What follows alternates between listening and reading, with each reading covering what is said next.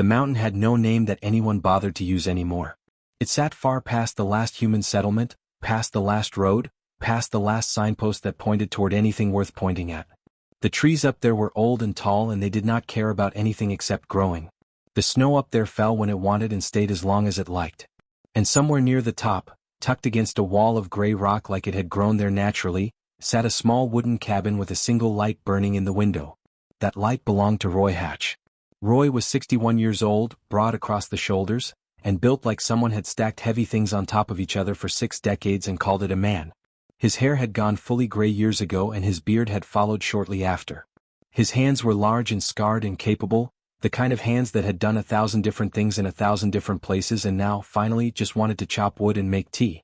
He had served 32 years in the Galactic Common Forces, most of it in interspecies field work, the kind of work that put a human being in the same room as creatures twice their size and expected them to find a solution before anyone got hurt. Roy had been good at it. Quietly, steadily, without any drama, he had been very good at it. He had medals he kept in a tin box under the bed. He never looked at them. When his service ended, he had filled out the paperwork, shaken the hands he needed to shake, and left.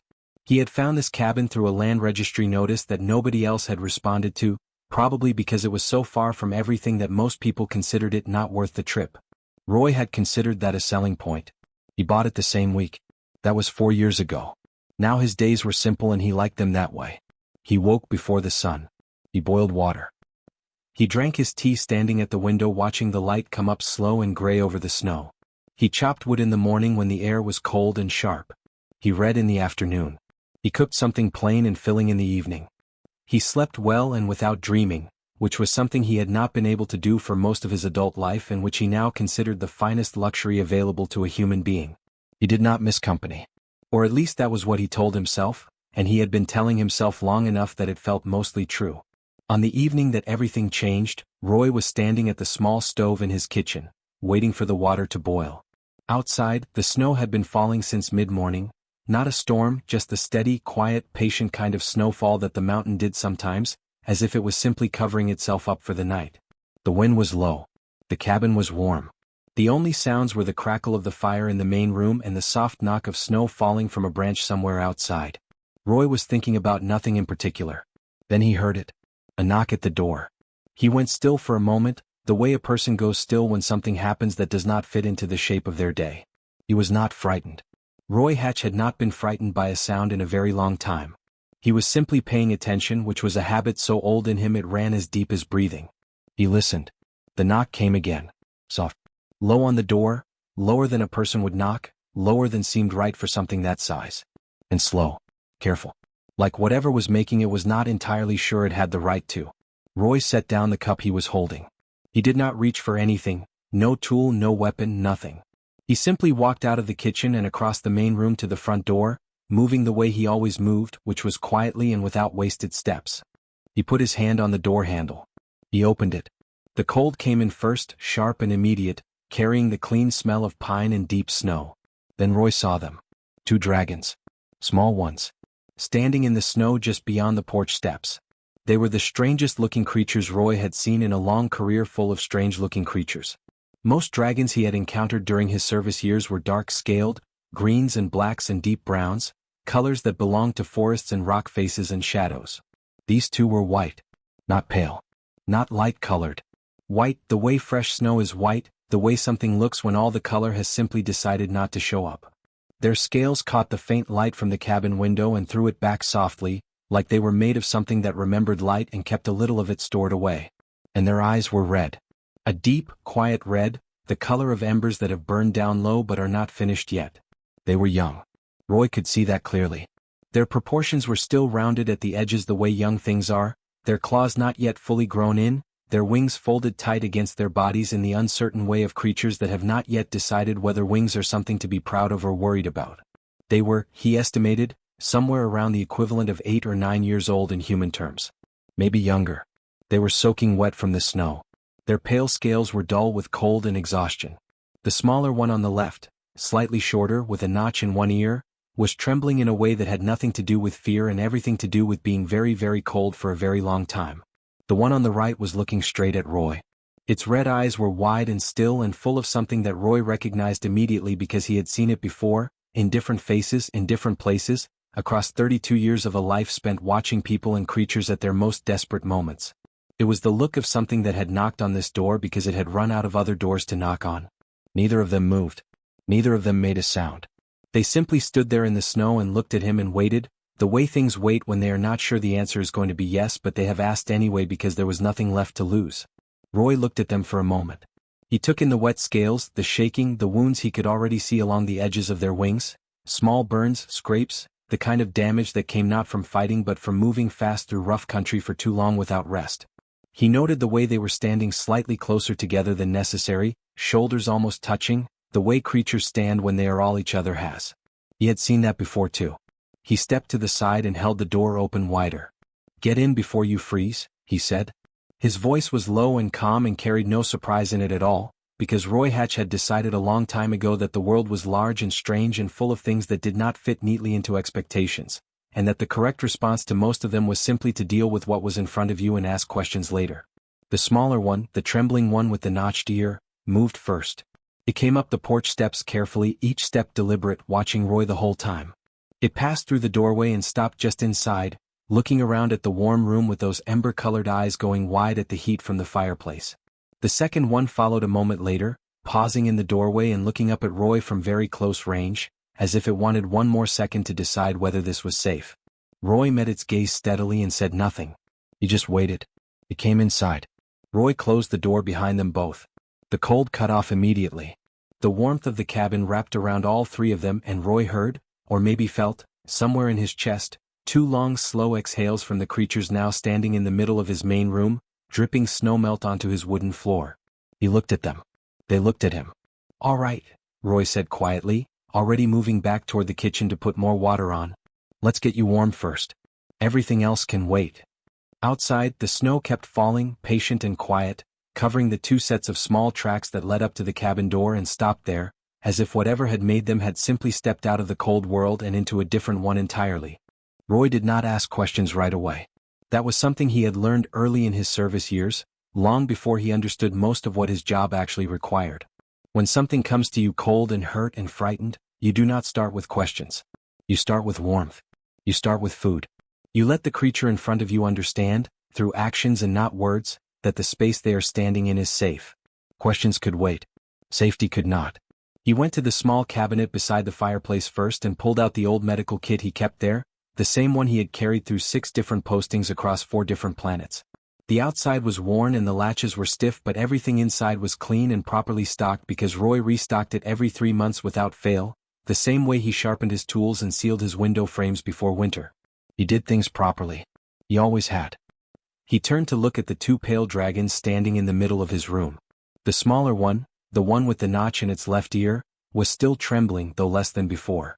The warmth of the cabin was already doing its work. It was standing close to its twin, close enough that their sides were touching, and its red eyes were moving slowly around the room, taking in the shelves of books, the wooden table, the fireplace, the hanging bunches of dried herbs near the window. Not afraid exactly. Careful. Learning the space. The other one was watching Roy directly. It had not stopped watching him since he opened the door. There was something steady in that gaze, something older than the creature's age suggested, and Roy found he did not mind being looked at that way.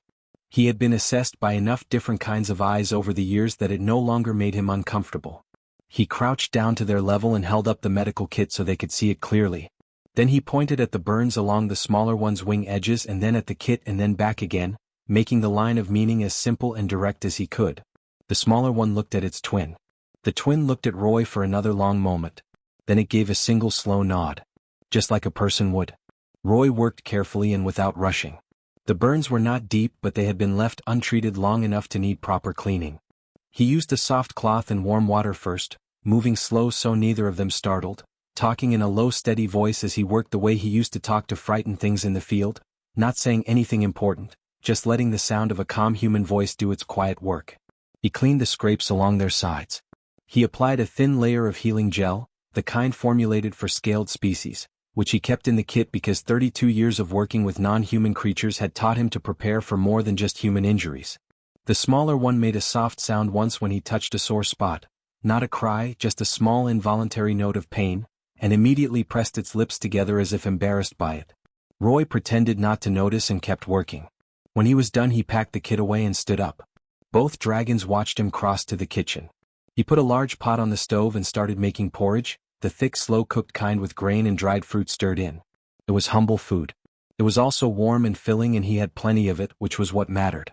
He set 2 large bowls on the floor near the fireplace, close enough to the heat to stay warm. He filled them both and stepped back to give the twins room. They approached carefully. The bolder one, the one that had been watching him, reached the bowl first and sniffed it with the cautious precision of a creature that had learned not to trust things offered freely. Then it ate. Within a few seconds the smaller one was beside it, and they were both eating, quickly at first and then slower as the urgency faded, and Roy sat down in his chair nearby with his own cup of tea and said nothing and let them finish every last bit of it. He refilled both bowls without being asked. After the second bowl the trembling had stopped completely. The smaller one sat back on its haunches and let out a long breath that fogged slightly in the air despite the warmth of the room. The other one turned and looked at Roy again with those steady ember-colored eyes. Roy looked back calmly.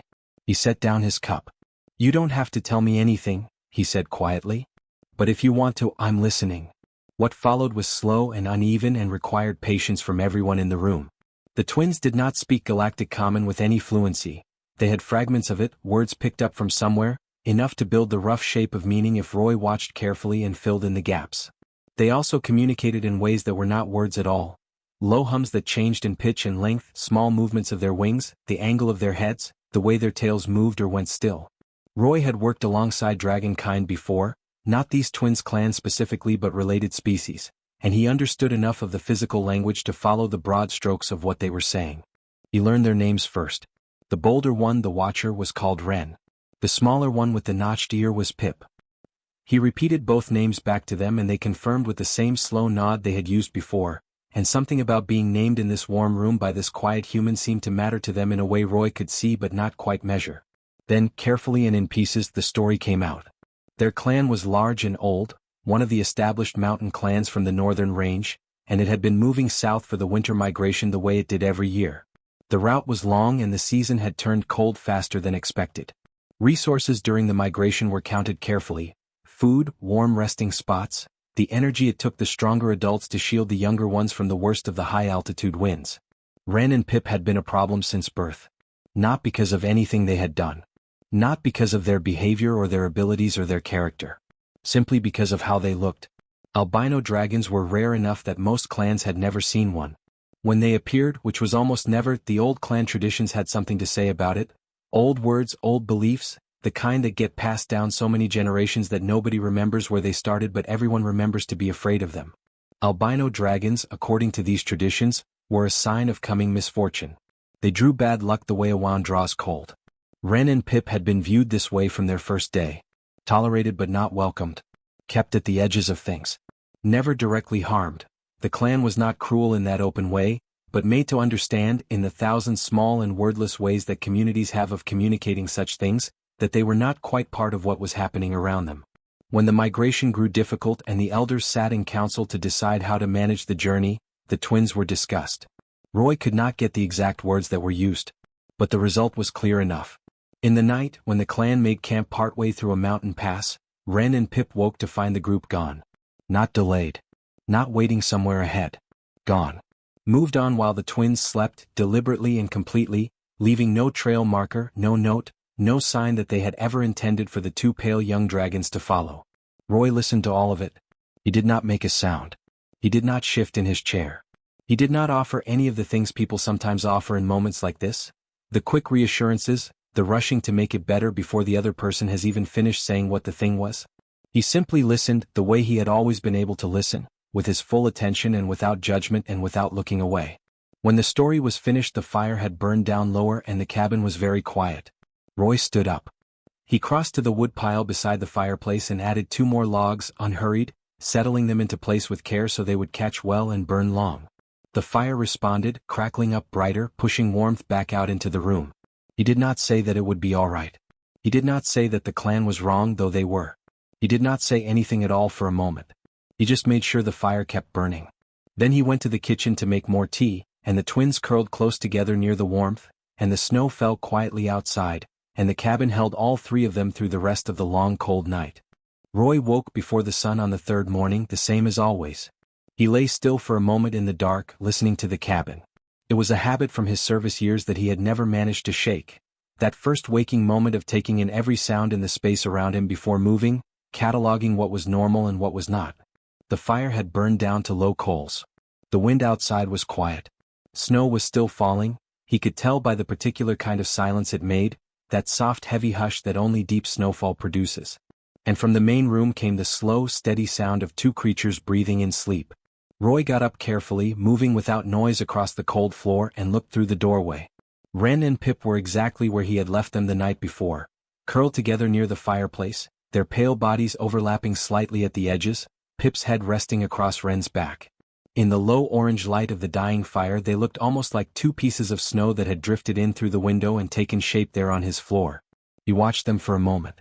Then he went to the kitchen and put the water on. By the time he had his tea made and his boots on, the sky outside the window had gone from black to a deep flat gray that meant morning was coming whether anyone was ready for it or not. Roy carried his cup to the front door, opened it quietly so as not to wake the twins, and stepped out onto the porch.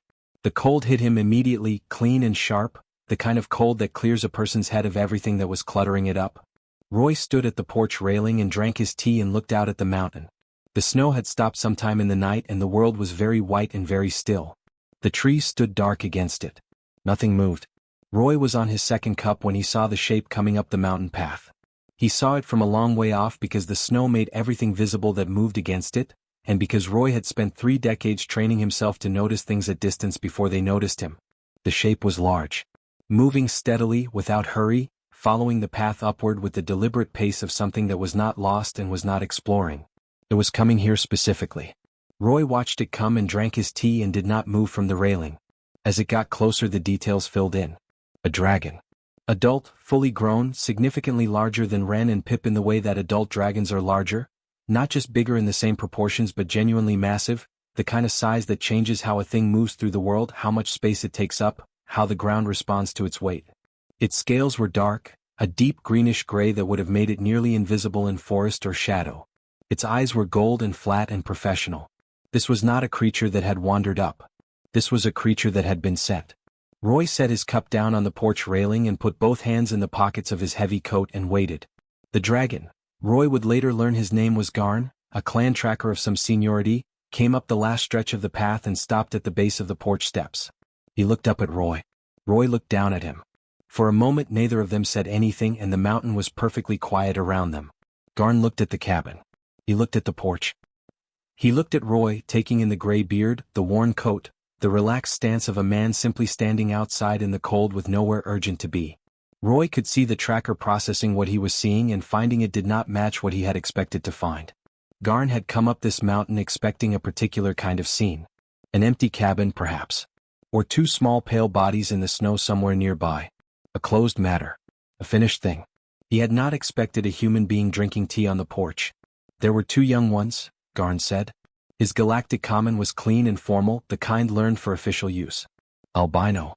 They came this way. They did, Roy said. Garn waited, as if the conversation was supposed to continue in a specific direction from there. When it did not he said, I am here on behalf of the Elder Council of the Veth clan. The young ones are clan matter. I am here to deal with the situation. Deal with it, Roy said. Not a question. Just the words repeated back, flat and even. Yes. They're inside, Roy said. Sleeping. They had a hard few days. Garn looked at the cabin door and then back at Roy. I will need to go in. No, Roy said. You won't. It was said in exactly the same tone as everything else Roy had said, low, unhurried, carrying no heat in it whatsoever. Not a challenge. Not a provocation. Simply a fact being stated by a man who was accustomed to stating facts and having them stand. Garn's gold eyes settled on Roy and stayed there. The tracker was reassessing now, Roy could see it, running the numbers on what he was dealing with. A human, elderly by most species' measure of humans, alone on a mountain, standing between a senior clan tracker and 2 abandoned hatchlings. The math should have been simple. Step aside, Garn said. His voice had changed slightly. Heavier. The word underneath the words was clear enough. No, Roy said again. Garn moved. He was fast for his size, which was something Roy had noted as a possibility from the moment he identified the tracker's build and gait coming up the path. Large creatures that moved with that kind of deliberate economy were often faster than they looked when they decided to be. Garn came up the porch steps in 2 strides and moved to push past Roy toward the cabin door, leading with his left shoulder, using his mass the way a large creature naturally does, expecting the smaller thing in the way to simply give. Roy did not give. What happened next took approximately 2 seconds and was not loud and was not dramatic and would have been difficult to describe to someone who had not seen it because it happened so quickly and so cleanly that it barely looked like anything at all. Roy had spent years, not months, years, learning the physical architecture of dragonkind.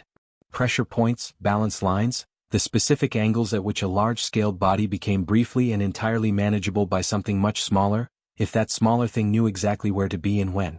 It was the kind of knowledge that lived not in the thinking part of a person's mind but in the hands and the feet and the reflexes, worn smooth by 10,000 hours of practice until it required no thought whatsoever. He stepped into Garn rather than away from him.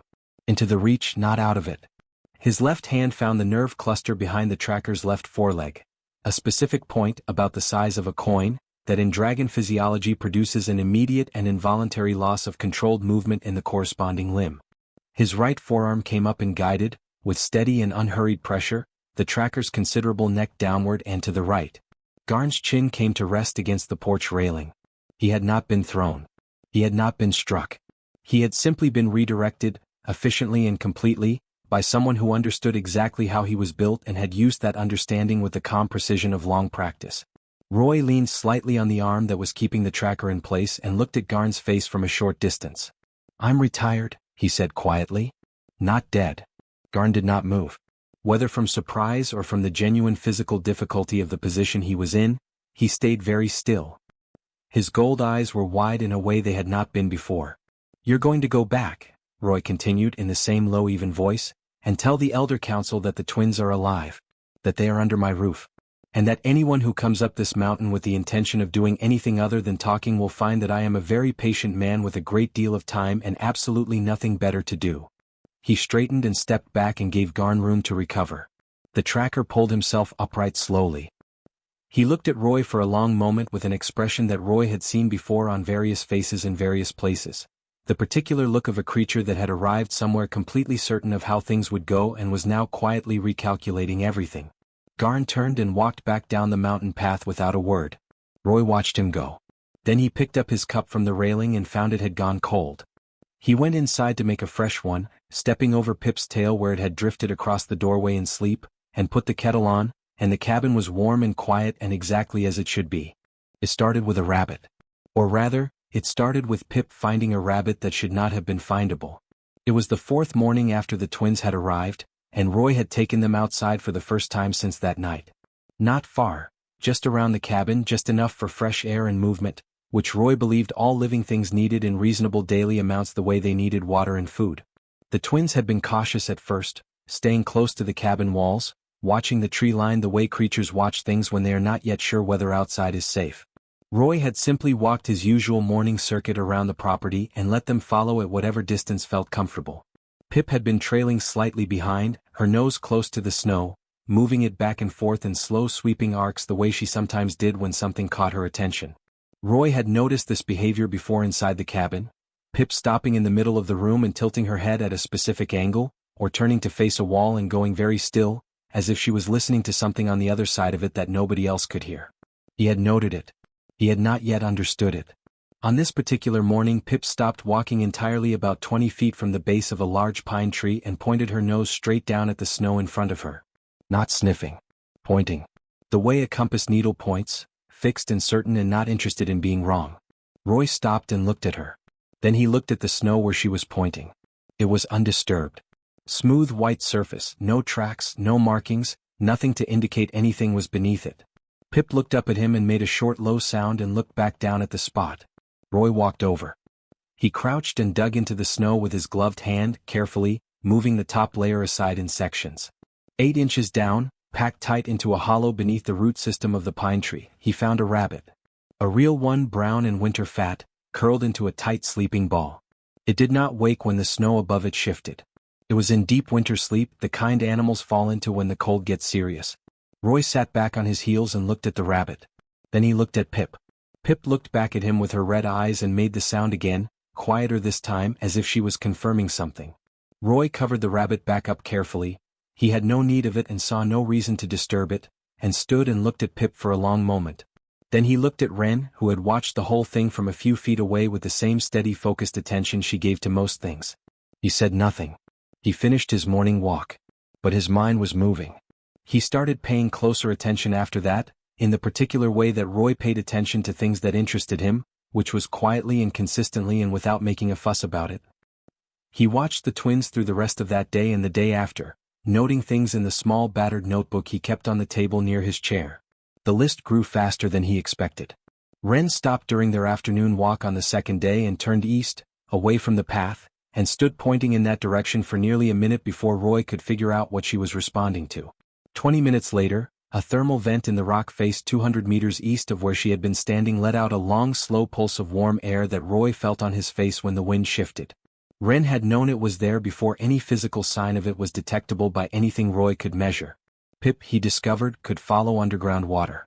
She demonstrated this without intending to, simply by always being able to find the stream that ran beneath the east side of the property even when the surface was buried under 4 feet of snow and ice, going to it directly and without hesitation from any starting point on the property. Roy tested this 3 times from different locations. Pip was correct all 3 times, walking a straight line to the buried stream as if she could see it through the earth.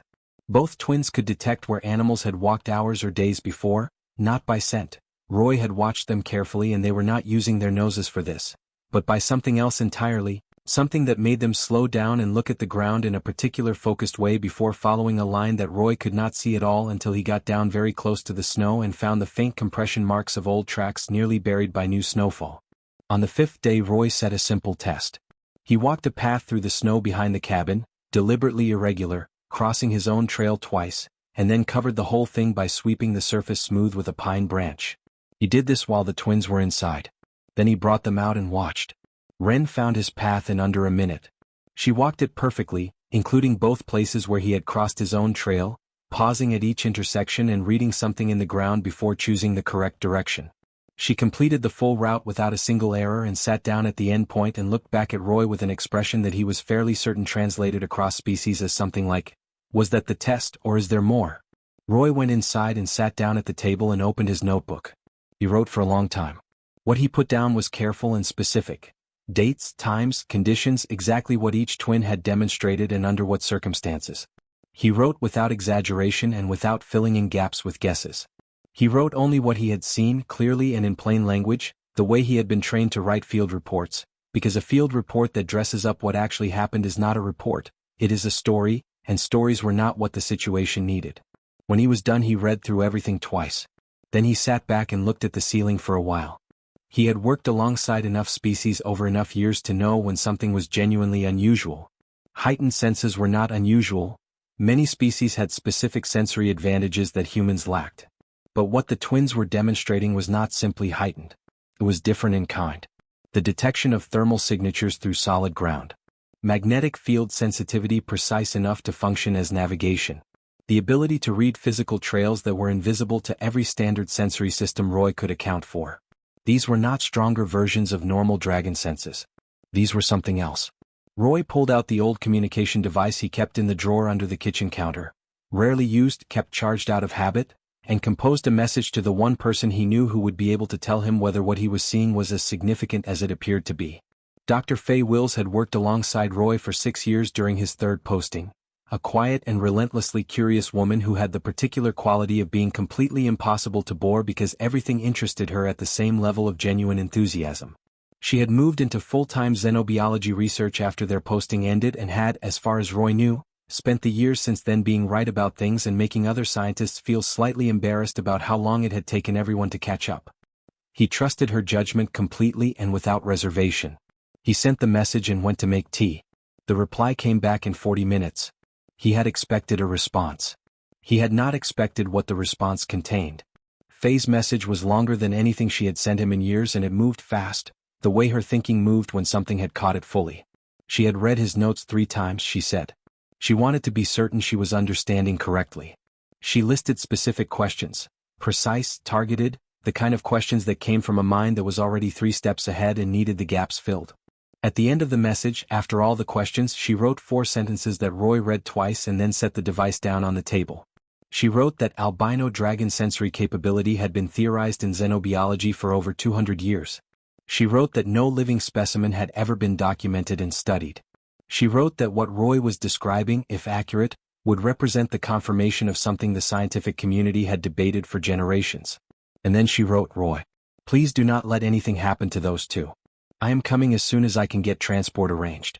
Roy looked up from the device.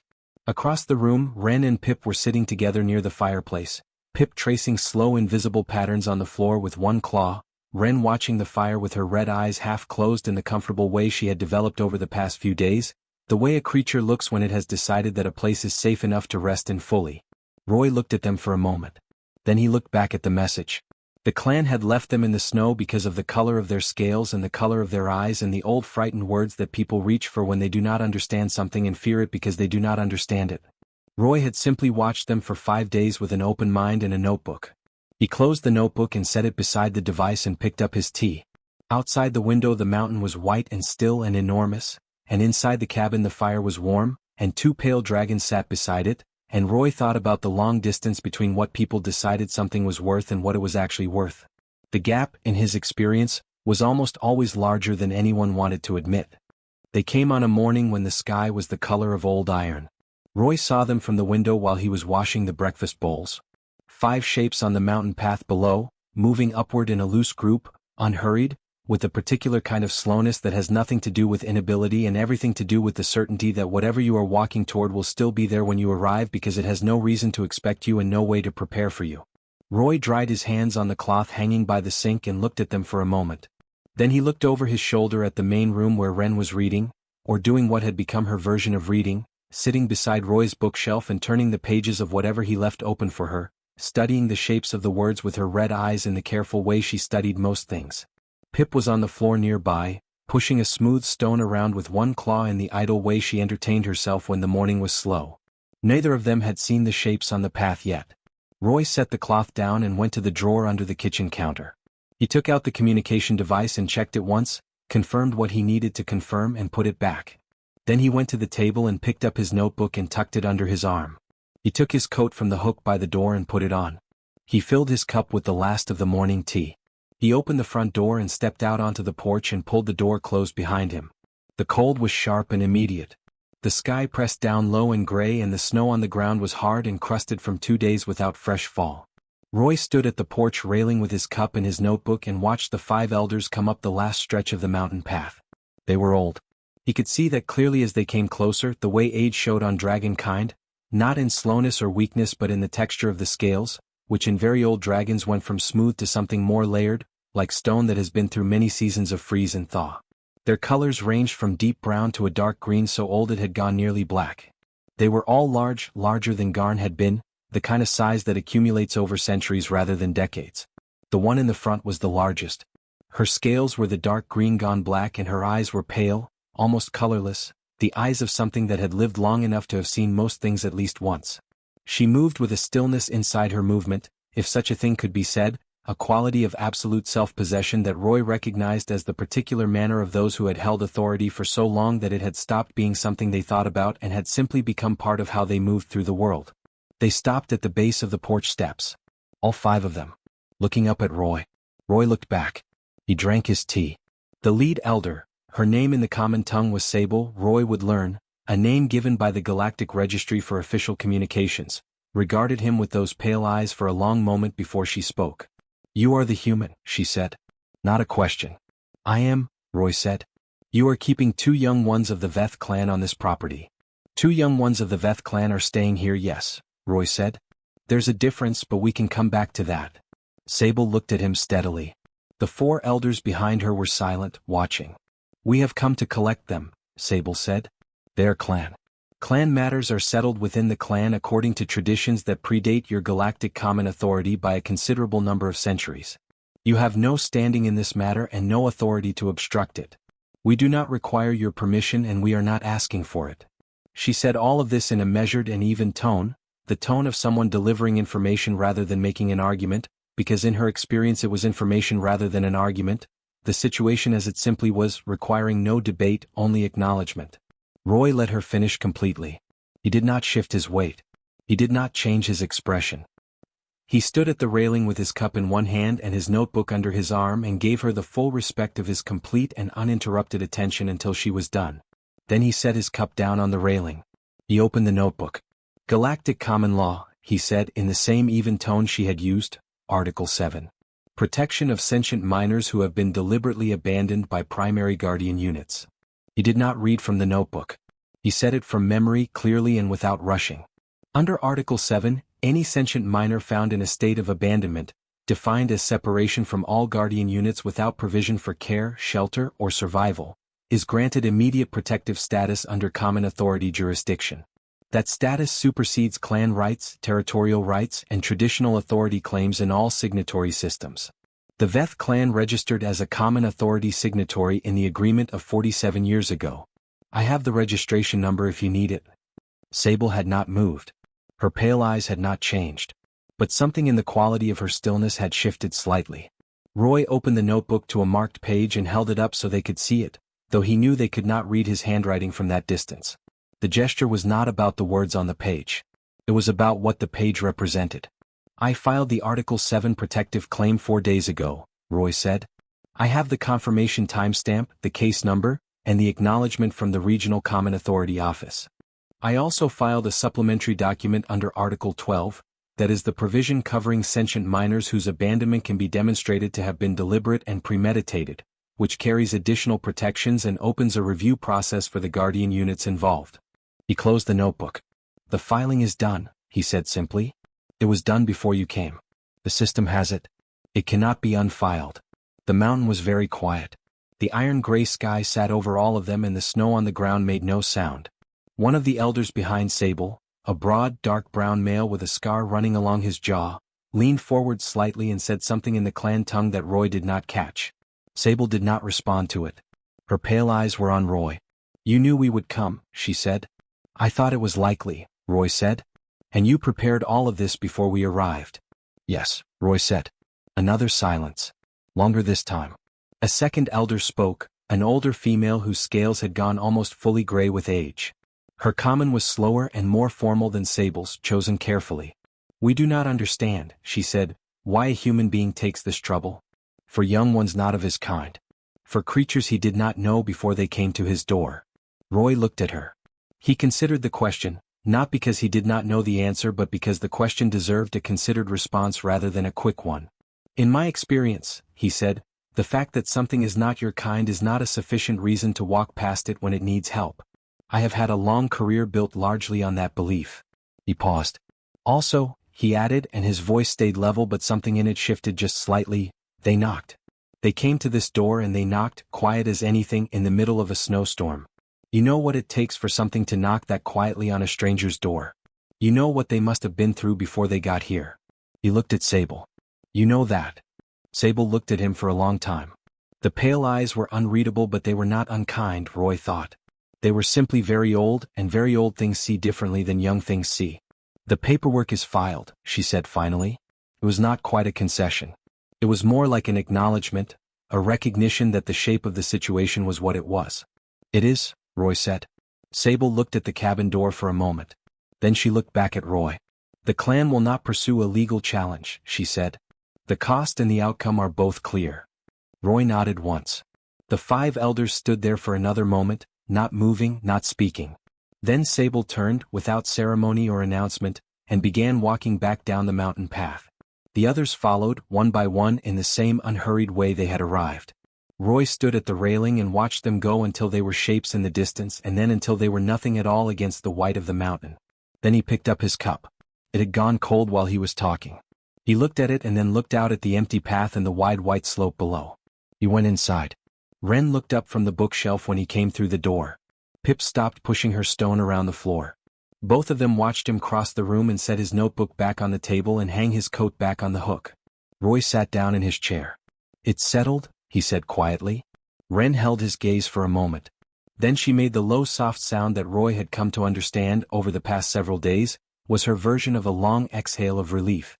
Pip made a different sound entirely, shorter, brighter, the sound she made when something turned out better than she had allowed herself to hope. Roy picked up his book from the side table. Outside, the iron sky was beginning, slowly and without any drama, to let through a thin gray light that was not quite brightness but was pointing in that direction. It was enough. Dr. Fay Wills arrived on a Tuesday, which Roy knew because he kept a simple calendar on the kitchen wall and marked the days mostly out of habit. He heard her before he saw her, the sound of a transport vehicle grinding up the lower mountain road, struggling with the grade and the packed snow in a way that suggested whoever was driving it had underestimated both. Roy put his coat on and walked down the path to meet her at the point where the road ended and the walking began, mostly because the alternative was listening to the engine noise for another 20 minutes. She was exactly as he remembered.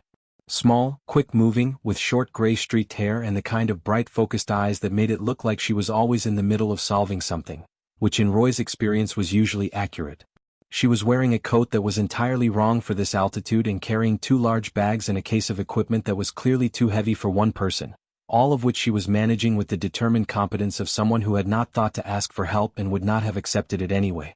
Roy took the equipment case from her without asking. She looked up at him and said, "You look exactly the same." "You look cold," Roy said. "I am absolutely freezing," she said cheerfully, and followed him up the path to the cabin. He had told the twins that morning that someone was coming. He had explained it carefully, who Faye was, what she did, why Roy trusted her, what she would want to look at and why.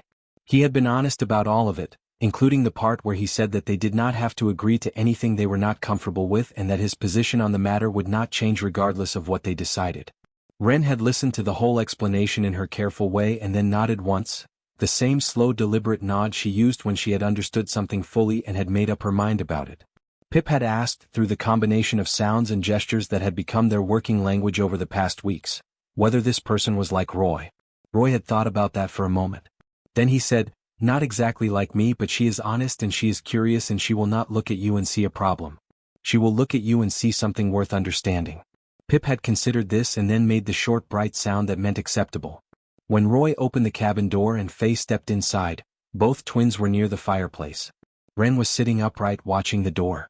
Pip was pretending to be interested in the stone she had been pushing around the floor for 2 weeks, which was not convincing but was clearly the best she could manage in terms of appearing casual. Faye stopped just inside the doorway. She looked at Wren. She looked at Pip. She stood very still for a moment in the way that Roy recognized as her genuine response to something that had fully caught her. Not the performed enthusiasm she sometimes used in professional settings but the real thing, which was quieter and went deeper. "Hello," she said. Her voice was gentle and unhurried. "My name is Faye. Roy has told me a little about you both." She paused. "I have been hoping to meet you for a very long time, though I did not know it until recently." Wren regarded her steadily. Pip looked up from her stone. Faye looked at Roy. "They're remarkable," she said quietly. "Yes," Roy said. He hung up his coat. What followed over the next several days was the most careful and considered scientific work Roy had ever watched anyone do, and he had watched a great deal of work done in his service years, good and bad. Faye did not arrive with conclusions she was trying to confirm. She arrived with questions she genuinely did not know the answers to, which in Roy's experience was the correct way to arrive at anything. She explained everything to the twins before she did it. Every test, every observation, every instrument she wanted to use, she described it first in plain simple words and waited for their response. She asked Roy to help translate when the concept was difficult and she adjusted her approach immediately when either twin showed any hesitation. She never pushed. She never assumed. She moved at the pace that Wren and Pip set and she seemed to consider this not a limitation but simply the correct way to work. Pip warmed to her faster, which surprised nobody. By the 3rd day Pip was following Faye around the cabin with open curiosity, investigating the equipment cases, making the low questioning sound at things she wanted explained.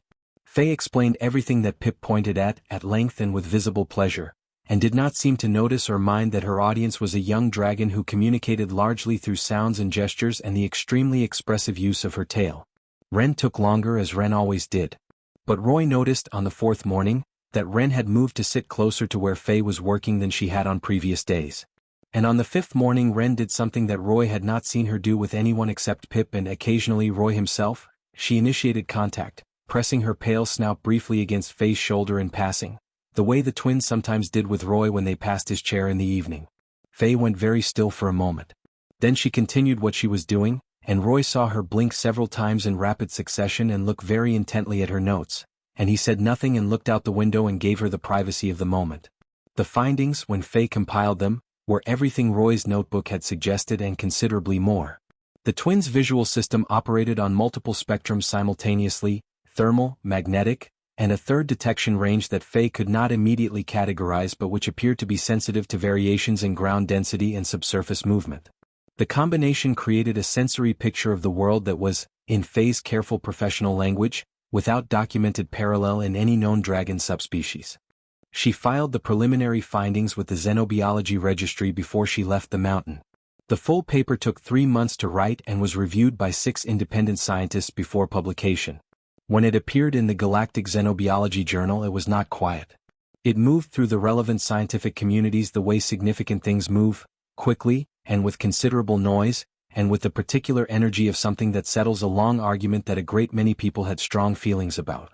Roy read the published paper once, sitting in his chair by the fire on a winter evening, with Ren looking over his shoulder at the pages. He set it down when he was done and said nothing for a while. Then he said, "They got it right." Ren made a low sound that Roy had learned to read as agreement. What Roy had not expected, though perhaps he should have, was what came after. Faye had included in her paper a detailed account of how the twins had come to be at Roy's cabin and the legal case that had established their protection. She had written it carefully and factually and without editorial comment, which meant that anyone reading it could draw their own conclusions, and most of them did. 3 months after publication, Faye contacted Roy to tell him that a wildlife survey team in the Eastern Territories had located an albino dragon living alone in a cave system, juvenile, malnourished, apparently abandoned some years prior. Roy's Article 7 filing was cited as the direct legal precedent for the protective order that was placed on the creature within 48 hours of its discovery. 2 more were found over the following 6 months. A young male in the Southern Ice Territories, confused and half-starved. A female of roughly Ren and Pip's age, found sheltering in the ruins of an old settlement structure, her scales so dirty with ash and soil that the survey team had almost missed that she was white underneath. All 3 were protected. All 3 were placed in care. Roy's case was the legal ground they all stood on. He did not talk about this with the twins. But he thought Ren knew, in the way Ren knew most things, quietly and completely and without needing it said out loud. The cold season deepened through its last weeks. The days grew short and the nights long, and the mountain pulled its white covering up close the way it always did at the end of winter, one final press of cold before the slow turning toward warmth. The cabin was different now than it had been a few months ago, and Roy was aware of this in the way he was aware of most things, not with drama or sentiment, simply as a fact that was true and that he had no objection to. The floor near the fireplace was always slightly scuffed where the twins slept.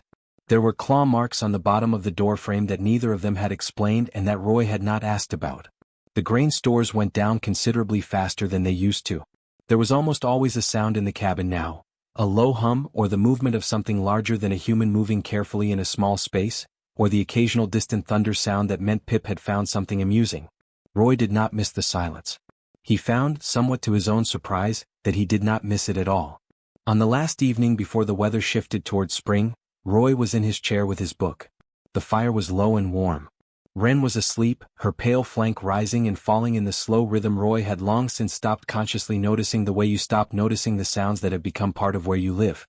Pip was awake, lying with her chin on her front claws, watching the last of the fire.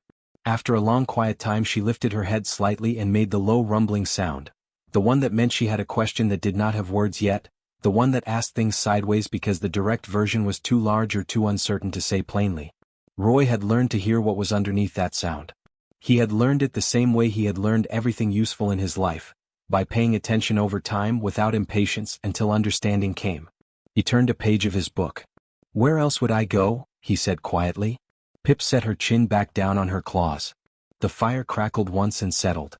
Outside the window the mountain was dark and still and enormous and covered in the last of the winter snow. The cabin held all 3 of them, warm against the cold, full in the way that only certain kinds of full can be, not the full of having everything but the full of having what matters and knowing it while you have it. Roy read another page. The night passed quietly around them and the season turned, and the mountain kept its own counsel as it always had, and none of the 3 inside the cabin needed anything more than what they already had.